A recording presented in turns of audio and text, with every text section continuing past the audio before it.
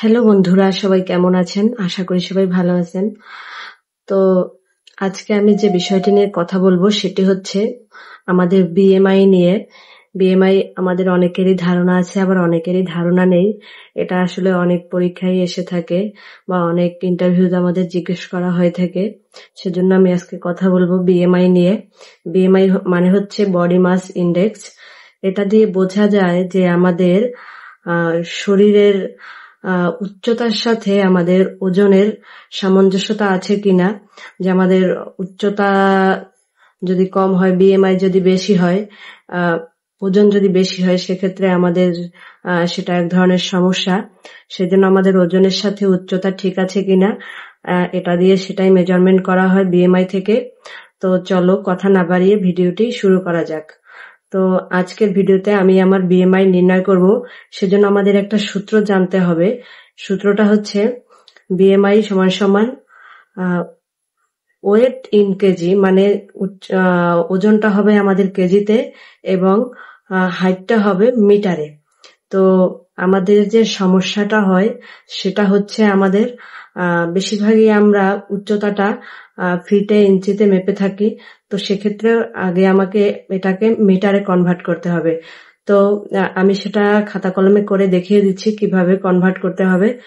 ভিডিওটি একটু বড় হবে, আপনারা না টেনে অবশ্যই দেখবেন। আশা করি আপনাদের উপকারে আসবে। তো আমি যদি আমার বিএমআই বের করি, সেক্ষেত্রে আমার ওয়েট আছে 48 কেজি এবং হাইট আছে 5 ফিট 3 ইঞ্চি। তো আমাদের বিএমআই নির্ণয়ের যে সূত্রটি রয়েছে সেটি হচ্ছে ওয়েট ইন কেজি এবং হাইট ইন মিটার স্কোয়ার। আমাদের বিএমআই এর দুইটা জিনিস লাগবে, আমাদের হাইট লাগবে এবং ওয়েট লাগবে। তো আমার ওয়েট যেহেতু 48 কেজি, আমি বসিয়ে দিলাম 48 কেজি এবং হাইট হচ্ছে 5 ফিট 3 ইঞ্চি। এখন এখানে এসে আমাদের মেইন সমস্যাটা হয়, যেহেতু এটা ইঞ্চিতে দেয়া আছে, আমরা এটাকে মিটারে কিভাবে কনভার্ট করব। তো আমি পাশে ছোট্ট একটু রাব করে নিয়েছি। এটা হচ্ছে 5 ফিট 3 ইঞ্চি। যেহেতু 12 ইঞ্চিতে 1 ফিট, সেজন্য আমি 5-এর সাথে 12 দিয়ে গুণ করলাম এবং 3 দিয়ে প্লাস করলাম, যেহেতু ইঞ্চি এখানে আমি ইঞ্চিতে কনভার্ট করব। তো 5-12 60, 60-এর সাথে 3 যোগ করলে হয় 63 ইঞ্চি। এখন আমাকে এটা এখনো এটা ইঞ্চিতে রয়ে গেছে, এখন আমাকে এটা মিটারে কনভার্ট করতে হবে। তো আমরা জানি 1 মিটার সমান সমান 39.37 ইঞ্চি। তাই আমরা যদি 39.37 ইঞ্চি দিয়ে 63 কে ভাগ করি, সেক্ষেত্রে আমাদের 1.60 মিটার আসবে। তো এখন যেহেতু এটা স্কোয়ারে আছে, এখন এটা আমাকে ভেঙে নিতে হবে। এটা যদি 1.60 গুণ করি, সেক্ষেত্রে আমাদের 2.56 আসবে। তো এখন আমাদের চলে আসলো এটা মিটারে। এখন এখানে আমার দেয়া আছে 48 কেজি। 48 কেজিকে যদি আমরা 2.56 দিয়ে ভাগ করি, সেক্ষেত্রে আমার যে বিএমআইটা আসবে সেটা হচ্ছে 18.75। এটার একক হচ্ছে কেজি পার মিটার স্কয়ার।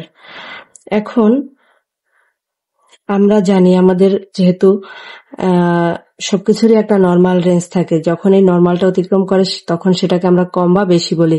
তো আমাদের নর্মাল বিএমআইটা হচ্ছে এখানে 18.5 থেকে 24.9। এটা হচ্ছে আমাদের নর্মাল বিএমআই। এর মধ্যে যদি কারোর বিএমআই থাকে তাহলে সেটা তার খুবই ভালো স্বাস্থ্যসূচক।